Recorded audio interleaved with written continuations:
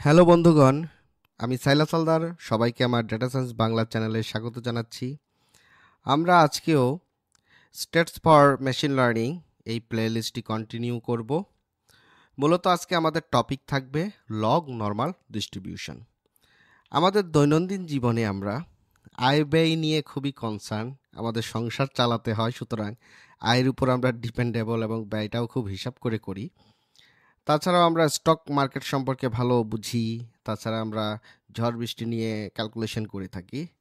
এই সমস্ত ক্ষেত্রে আমরা লগ নরমাল ডিস্ট্রিবিউশন ইউজ করে থাকি। কিন্তু কিভাবে, এটা আজকে আমরা ব্যাখ্যা করব। আমরা কিছুদিন আগে একটি ডিস্ট্রিবিউশন পড়েছিলাম, সেটা হচ্ছে এরকমটা। সেটা মূলত এরকম, আপনারা দেখলেই চিনতে পারার কথা।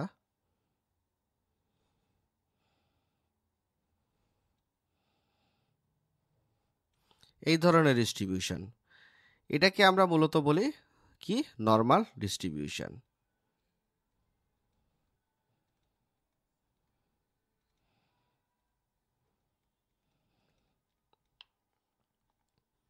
তো নরমাল ডিস্ট্রিবিউশন মূলত সিমেট্রিক।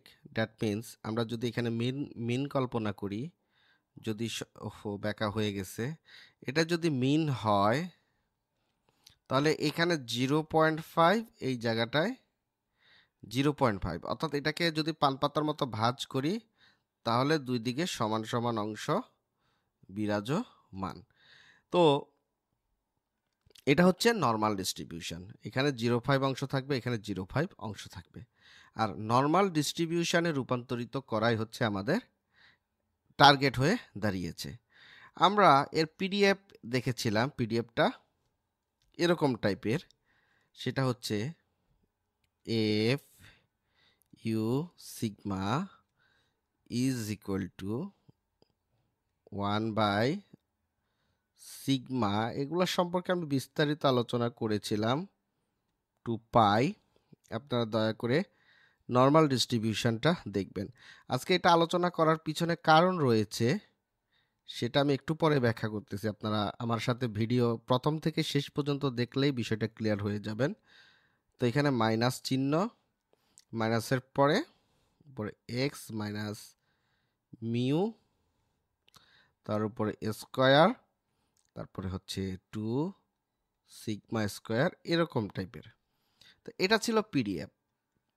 আর এই পিডিএফটার মাধ্যমেই আমরা যে ভ্যালুগুলো পাই, এক্সের যদি র্যান্ডম ভ্যালু থাকে, এক্সের যদি র্যান্ডম ভ্যালু থাকে, ধরেন এখানে র্যান্ডম ভ্যালু বিদ্যমান, তো এক্সের র্যান্ডম ভ্যালুর কারণে কার্ভটা এরকম পর্যায়ে দাঁড়ায়। ধরেন এই জায়গাটায় 10 রয়েছে, তো এই 10কে আমি যদি এই পিডিএফের মাধ্যমে ক্যালকুলেশন করি, চিহ্ন এখানে আসবে, 20 এখানে আসবে, 30 এখানে আসবে, 40 এরকম, 50 এরকম। অর্থাৎ মিন থেকে দূরত্বটা কতটুকু, এভাবে ক্যালকুলেশন করা হবে। এভাবে করে ডিস্ট্রিবিউশনটা হবে। এটা কখনো এই এক্স প্রান্তের সাথে কখনো মিশবে না, এভাবে চলমান থাকবে, এটা কন্টিনিউয়াস। আমরা এটা ব্যাখ্যা করেছি। সুতরাং এই জায়গাটায় যোগ করলে একটা নরমাল ডিস্ট্রিবিউশন দাঁড়াবে। এভাবে করে আমরা সবগুলা যোগ করে নরমাল ডিস্ট্রিবিউশন, একটা বেল আকৃতির মতো কিছু একটা দেখতে পাই এবং এখানে হিস্টোগ্রাম অঙ্কন করতে পারি। তো এটা হচ্ছে, এই যে দেখেন, এই জিনিসটা, এটা হচ্ছে গিয়ে আমরা বলবো পিডিএফ, প্রবাবিলিটি ডেনসিটি ফাংশন। এখন নরমাল ডিস্ট্রিবিউশন সম্পর্কে, এগুলো নরমাল ডিস্ট্রিবিউশনের ক্লাসে মোটামুটি আলোচনা করা হয়েছে এবং বেল কার্ভটা এভাবেই অঙ্কন করা হয় এক্স র্যান্ডম ভেরিয়েবলের জন্য, ভেরিয়েবল যাই থাকুক না কেন। এখন যদি কার্ভটা এরকম থাকে, যদি কার্ভ দেখতে এরকম হয়, তারপরে এরকম করে গিয়ে এরকম টাইপের যদি হয়ে থাকে, তাহলে কি আমরা একে বলবো রাইট স্কিউ। রাইট স্কিউ, এটা কি নরমাল ডিস্ট্রিবিউশন? আমরা তখন এই ধরনের কার্ভকে নরমাল ডিস্ট্রিবিউশন বলবো না। এই ধরনের কার্ভ দেখলে আমরা বলি লগ নরমাল ডিস্ট্রিবিউশন, অর্থাৎ এই ধরনের কার্ভকে আমরা বলে থাকি লগ নর্মাল ডিস্ট্রিবিউশন। কিন্তু এই লগ নর্মাল ডিস্ট্রিবিউশনকে আমি কি এরকম এরকম মানে এই কার্ভের মতো রূপান্তরিত করতে পারি কি না, এটাই হচ্ছে ফ্যাক্ট। অবশ্যই আমরা এই ধরনের রাইট স্কিউ থাকলে সেটাকে আমরা এইভাবে আমরা কনভার্ট করতে পারি। তো এখানে একটু আলোচনা করি, আমি একটু বড় করে চিত্রটা আঁকি তাহলে বুঝাইতে সুবিধা হবে।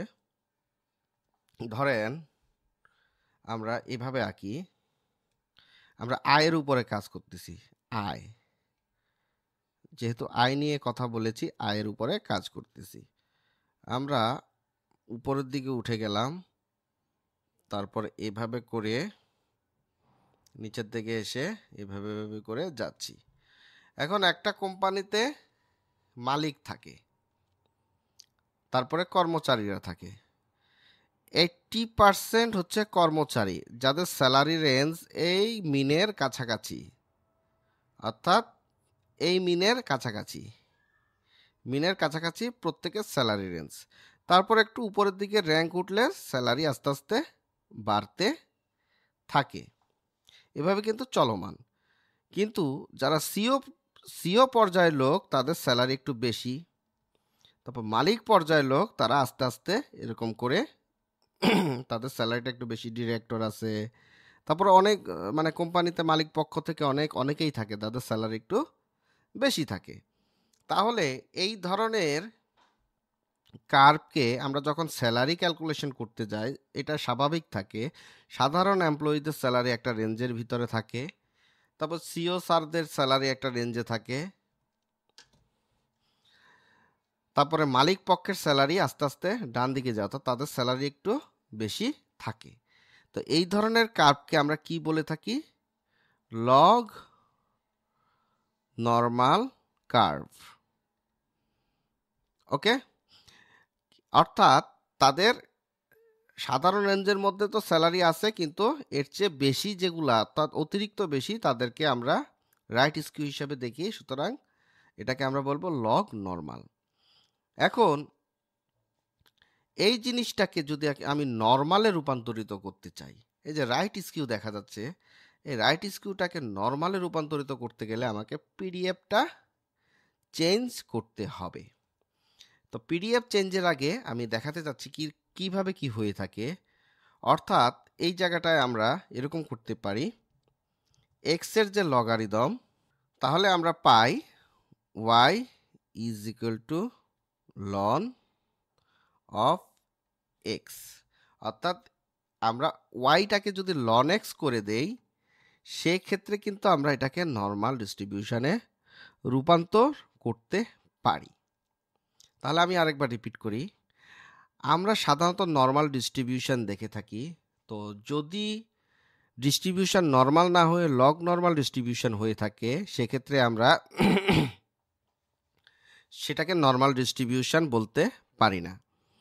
এখন নর্মালে রূপান্তরিত করতে গেলে আমাকে কি করতে হবে? পিডিএফে কিছুটা চেঞ্জ করতে হবে, অর্থাৎ ওয়াই এর ভ্যালু এখানে কি হবে? লন এক্স এ রূপান্তরিত করতে হবে। এখানে লন এটা হচ্ছে কি ন্যাচারাল লগারিদম, লনকে আমরা বলবো ন্যাচারাল লগারিদম। এটাকে আমরা অন্যভাবেও লিখতে পারি, x belongs to exponential y. এখানে একটা জিনিস খেয়াল করেন, এই জায়গাটায় কিন্তু এক্সপোনেনশিয়াল কিছু ভ্যালু দেওয়া আছে, এইটা সমান সমান কিন্তু ওয়াই রেফার করে, অর্থাৎ এই জিনিসটা ওয়াইকে রিপ্রেজেন্ট করে।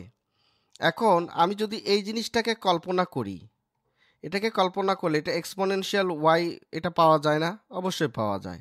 সুতরাং আমরা যদি এখন পিডিএফটা এভাবে লিখে দেই, পিডিএফটা যদি এভাবে লিখি,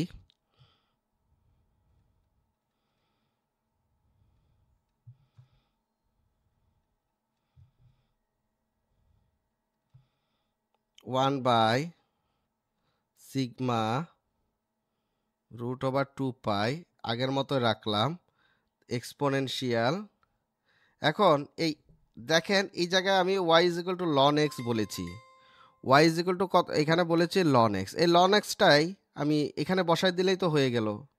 আমি ln x টা এখানে বসাই দিতে পারি না?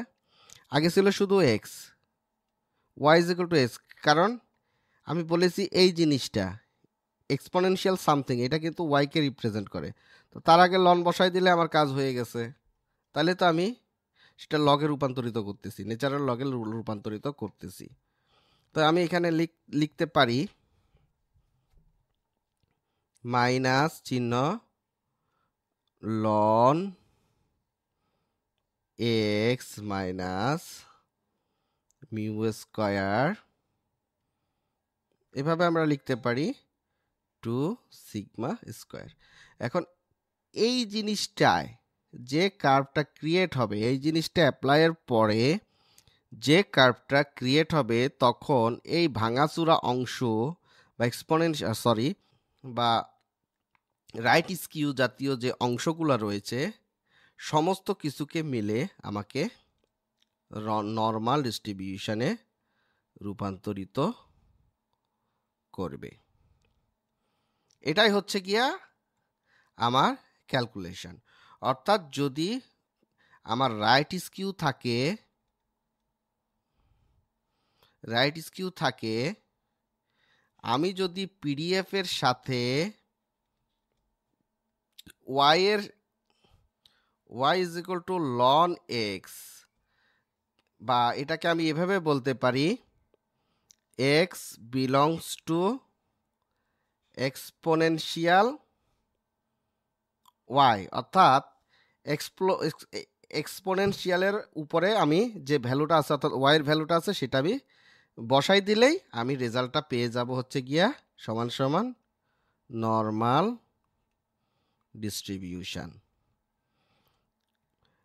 ডিস্ট্রিবিউশন। এই জায়গাটায় একটা জিনিস মাথায় রাখতে হবে, আমরা লগকে মূলত বেস 10 বা লগের বেস 2 এরকম অনেক কিছু আমরা দেখে থাকি। এই ক্ষেত্রে কিন্তু লগের বেস হবে ই। আশা করি বিষয়টা ক্লিয়ার। তাহলে আমরা টোটাল আলোচনা থেকে বুঝতে পারলাম যে আমরা নর্মাল ডিস্ট্রিবিউশনের জন্য আমরা পিডিএফ দিয়ে এই বেল কার্ভটা নির্ধারণ করে থাকি। সেক্ষেত্রে আমরা এই সূত্রটা প্রয়োগ করে থাকি। কিন্তু যখন আমাদের ডিস্ট্রিবিউশনটা রাইট স্কিউ থাকবে, সেক্ষেত্রে আমরা এই ডিস্ট্রিবিউশনকে লগে রূপান্তরিত করব। অর্থাৎ পিডিএফের সাথে আমি লগকে অ্যাড করে নিব। দেখেন এই পিডিএফের সাথে আমি লগকে অ্যাড করে নিছি। অ্যাড করে নেওয়ার পরে এটা সরাসরি নর্মাল ডিস্ট্রিবিউশনে রূপান্তরিত হবে। তো এই ধরনের ডিস্ট্রিবিউশনকে, অর্থাৎ এরকম রাইট স্কিউ ডিস্ট্রিবিউশন দেখলে আমরা তাকে বলবো যে লগ নর্মাল ডিস্ট্রিবিউশন, মানে একে লগে রূপান্তরিত করতে হবে। তারপর আমি কি পাবো? এই ধরনের নর্মাল ডিস্ট্রিবিউশনটা খুঁজে পাবো। আশা করি আজকের ভিডিও একদম আপনাদের কাছে নিট অ্যান্ড ক্লিন এবং ক্লিয়ার। যদি ভালো লেগে থাকে লাইক, কমেন্ট, শেয়ার করবেন এবং আমার ভিডিও সবার কাছে তুলে ধরবেন। আমার জন্য সবাই দোয়া করবেন। ধন্যবাদ।